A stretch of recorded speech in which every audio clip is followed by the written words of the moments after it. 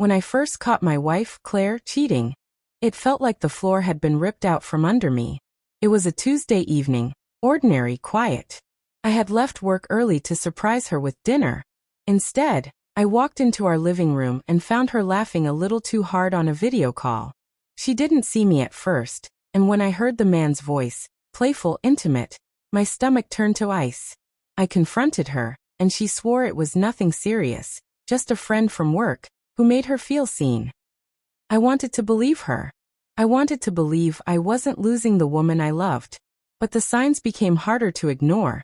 Secretive texting, late nights at the office, sudden disinterest in spending time with me. One night, I followed her after she claimed she was working late. My heart pounded as I trailed her car to a small cafe downtown. There he was, sitting across from her, leaning in close, her hand resting on his. They looked like a couple in love, not just co-workers. I stayed outside frozen, until I saw her kiss him goodbye. When I confronted Claire again, she exploded. She called me insecure, controlling, jealous. She turned it all around, saying my obsession was ruining our marriage. Somehow, I became the villain. She told her family and friends that I was paranoid, that I was emotionally unstable. Slowly, everyone started pulling away from me. My in-laws stopped inviting me to family dinners, my friends grew distant, and Claire walked around the house like she was the victim. I started to doubt myself. Maybe I was overreacting, maybe I was too harsh. But then came the breaking point. One night, she threw my phone at me when I asked her why she never came home before midnight. "You're pathetic," she spat. "You're the reason I even talked to him. He makes me feel alive. You make me feel trapped." That was it. Something inside me snapped. I realized no amount of begging or reasoning was going to bring back the woman I married. She had chosen her path, and now it was time for me to choose mine. After that night, Claire went on a full-blown campaign to destroy my reputation. She told her family that I was emotionally abusive, that I was spying on her, that I was controlling her life. She cried to our friends about how hard it was living with me. The worst part? People believed her. At a mutual friend's birthday dinner, I walked in and felt every eye on me. Conversations hushed. Claire sat there, dabbing fake tears from her eyes as she whispered to her sister. Later, I overheard someone say, "I don't know how she puts up with him." It was humiliating. I was losing everyone. Friends, family, even co-workers started treating me differently after Claire's stories spread. She had painted me as the monster in her fairy tale of suffering. But humiliation has a way of sharpening a man's focus. If she wanted a war, she was going to get one. I started gathering proof. Quietly, carefully. I installed a camera in the living room and a voice recorder under the couch. I saved every text message, every flirty email she sent him. I didn't confront her right away. I let her think she was winning. I played the broken, defeated husband, nodding silently whenever she threw insults at me. I even apologized to her parents for causing stress. Then came the perfect opportunity. A family barbecue at her parents' house. Claire loved these gatherings.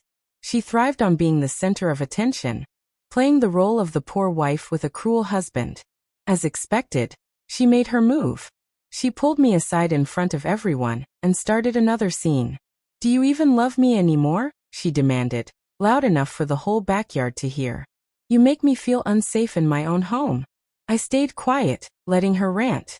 I let her paint me as the villain one last time, because I knew what was coming next. When she finally ran out of words, I pulled my phone from my pocket. "Actually, Claire," I said calmly, "I think everyone here deserves to know the truth." And with that, I hit play. The backyard went silent as the recording played. Claire's voice filled the air, laughing, flirting, whispering to her affair partner about how she couldn't wait until I was gone for good. Her giggles turned to moans as the audio captured more than just conversation. Her mother gasped. Her father's face turned red with fury. Her sister stepped back as if she'd been slapped. Every single person who had pitted her a moment ago now looked at her like they didn't even know who she was. Claire lunged toward me, trying to snatch the phone, but I stepped back. "Not this time," I said coldly. "You've spent months trying to destroy me. You wanted everyone to hate me. Now they know who you really are." Her affair partner, who happened to be a mutual friend, turned pale. He mumbled something about leaving and bolted through the side gate like a coward. Claire's tears weren't fake this time. She dropped to her knees sobbing. Please, Mark, stop this. We can fix it. But I was done. This isn't about fixing anything, I told her. You burned this house down. You set fire to my reputation. And now you're just standing in the ashes, crying because you got caught. I left her there on the grass, surrounded by stunned relatives who could barely look at her. On the drive home, my phone buzzed. A dozen missed calls from her, messages begging me to come back to talk. I didn't answer. The next morning, I filed for divorce. I moved out of the house I once called home, and for the first time in months, I felt free. Her campaign to ruin me backfired spectacularly. Friends who had cut me off reached out to apologize. Even her own parents told me they were ashamed of her behavior. Claire tried damage control, posting emotional rants online, but it was too late. The truth was out. People saw through her act. And as for me, I rebuilt my life, this time with my dignity intact. Claire may have tried to break me, but in the end, she only destroyed herself.